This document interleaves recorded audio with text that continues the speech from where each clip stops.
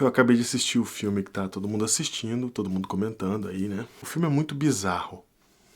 E, e o bizarro é que ele é muito real na bizarrice dele. Então a gente assiste esse filme sentindo o tempo todo que aquilo não pode ser verdade, que aquilo é bizarro demais para ser verdade, que é risível. As cenas, as coisas que estão mostrando, as situações são ridículas.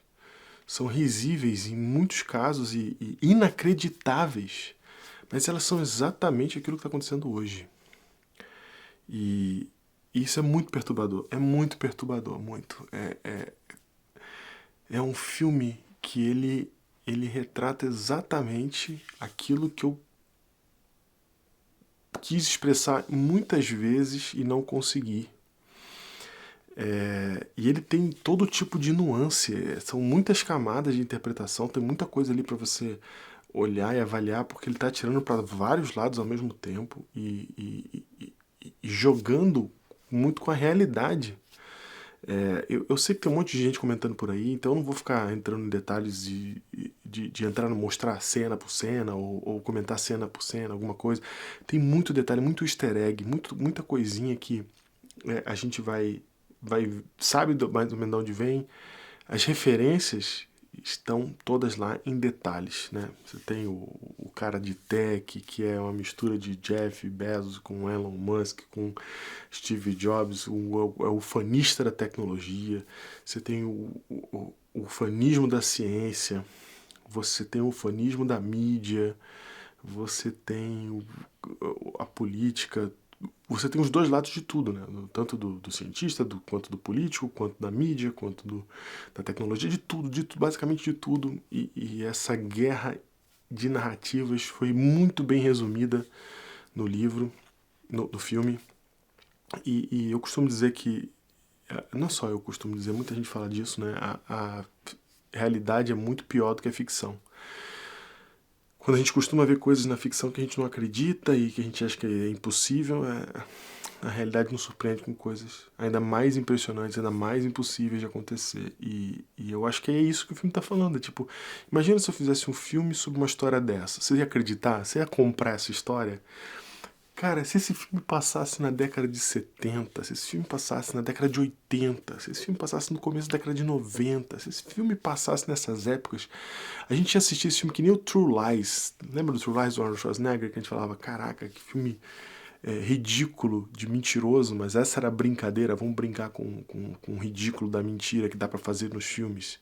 Se a gente visse esse filme há 20 anos atrás, a gente ia falar assim, que roteiro maluco, que história sem pé nem cabeça, que ideia mais boçal, né? A gente pensa, cara, mas hoje ele faz muito sentido. O que aconteceu com a humanidade que de lá pra cá isso faz tanto sentido? E o sentimento que esse filme tentou transmitir, ou a mensagem, melhor que o sentimento, a mensagem que ele tentou transmitir tem a ver com uma coisa que eu sinto muito, baseada num texto de Aldous Huxley, que escreveu Admirável Mundo Novo.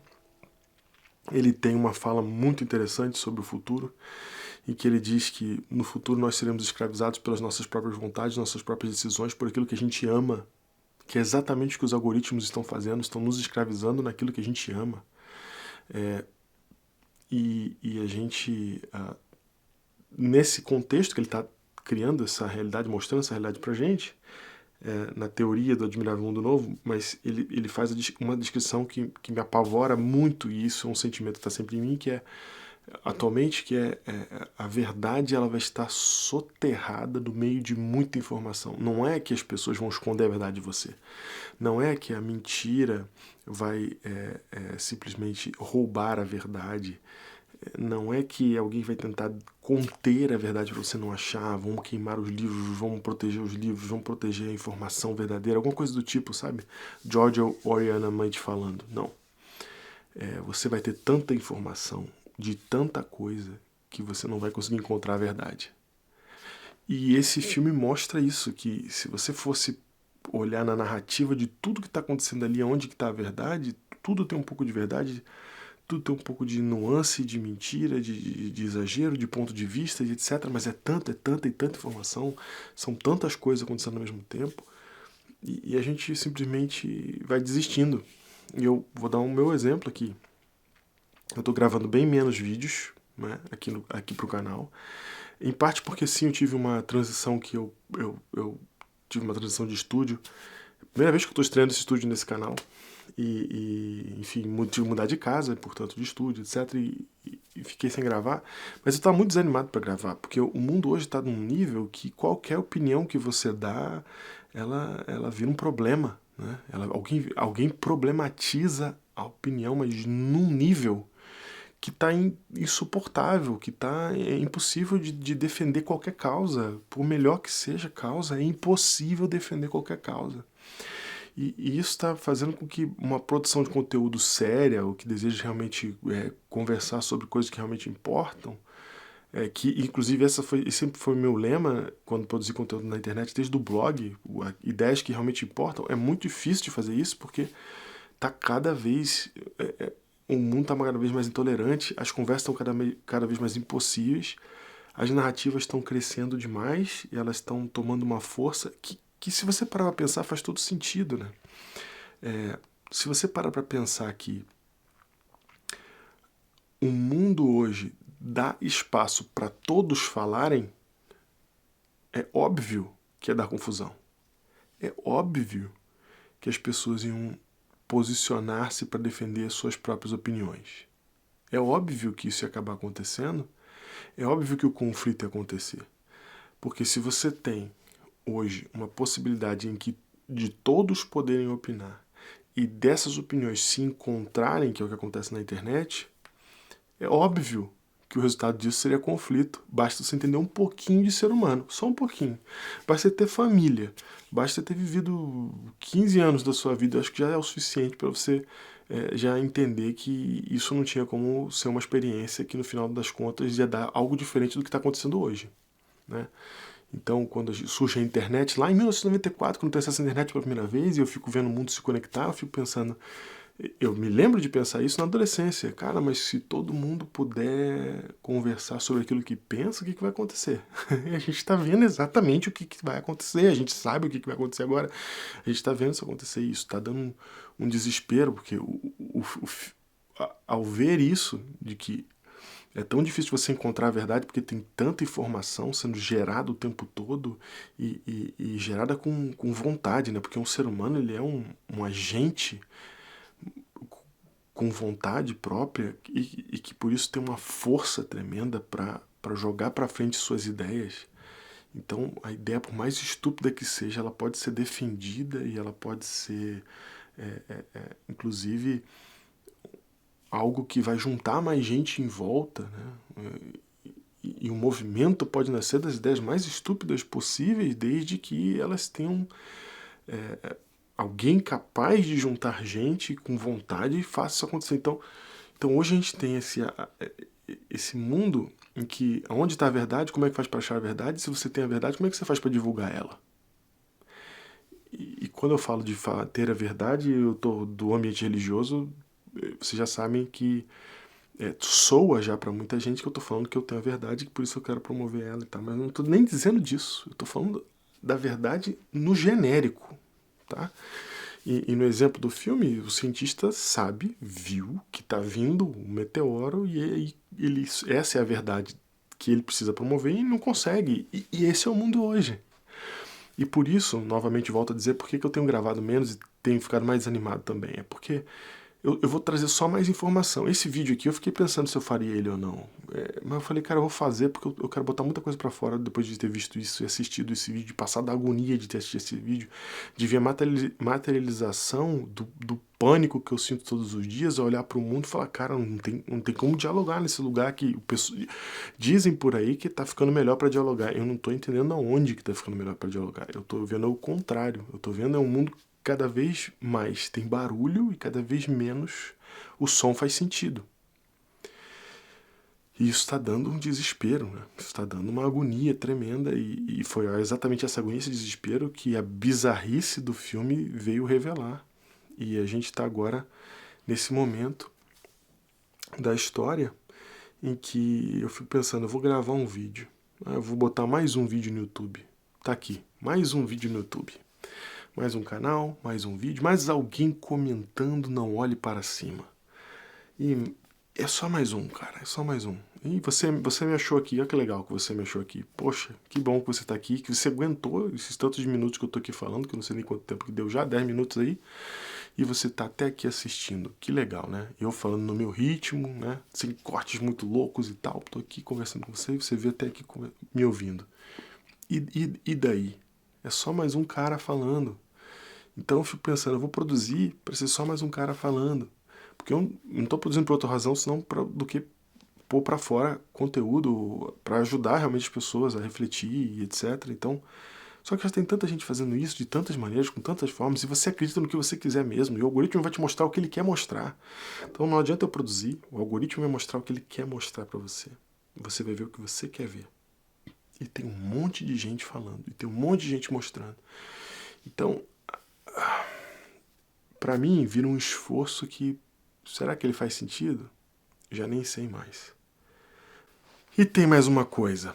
O sentimento de que esse filme retrata exatamente aquilo que nós cristãos vivemos em termos de tentar explicar para o mundo o tempo em que a gente está e tentar explicar para o mundo sobre Cristo e a fé. Cara, a frustração que aqueles cientistas vivem em não conseguir explicar, em não conseguir e usar de todos os métodos e não conseguir fazer uma mensagem chegar, que é uma mensagem de urgência, principalmente por causa do tempo que a gente está vivendo.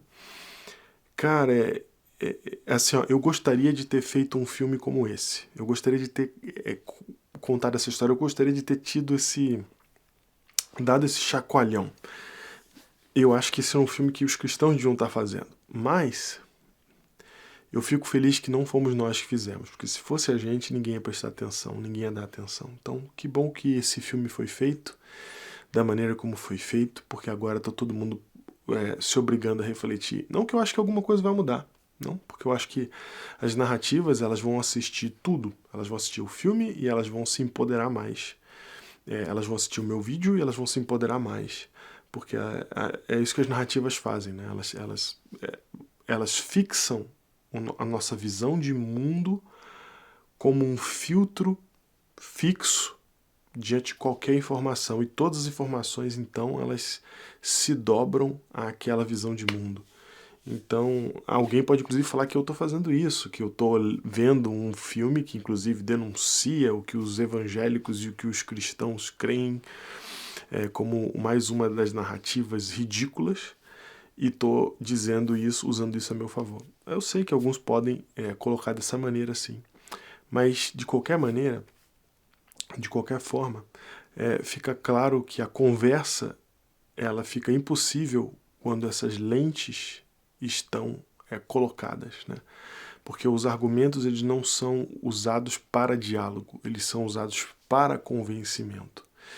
Quando existe isso, e aí eu acho que uma coisa mais interessante seria se a gente entendesse que o que fixa essas lentes diante de nós, de todos nós, seja qual for a narrativa que você está seguindo, são na verdade as vontades, as nossas vontades. Tá? É aqui que está o detalhe que eu queria destacar e fechar com isso. As narrativas estão a serviço das nossas vontades. Tá? São uma reação à nossa vontade voluntária. E a nossa vontade, ela se empodera das nossas emoções para poder fixar a leitura que a gente vai fazer, para poder dobrar a nossa racionalidade e para poder fixar essas lentes diante dos nossos olhos, para a gente ver as coisas segundo a nossa visão de mundo que a gente escolheu com a nossa vontade. Tá? E aqui você precisa entender que sim, nós cristãos escolhemos acreditar. E é por causa disso que a gente olha o mundo sobre essas lentes. Mas eu não estou aqui para defender o cristianismo. E eu não estou aqui também para atacar quem não é cristão. Fica à vontade. Eu só estou aqui para falar que o caos que a gente vive hoje é bizarro. É bizarro.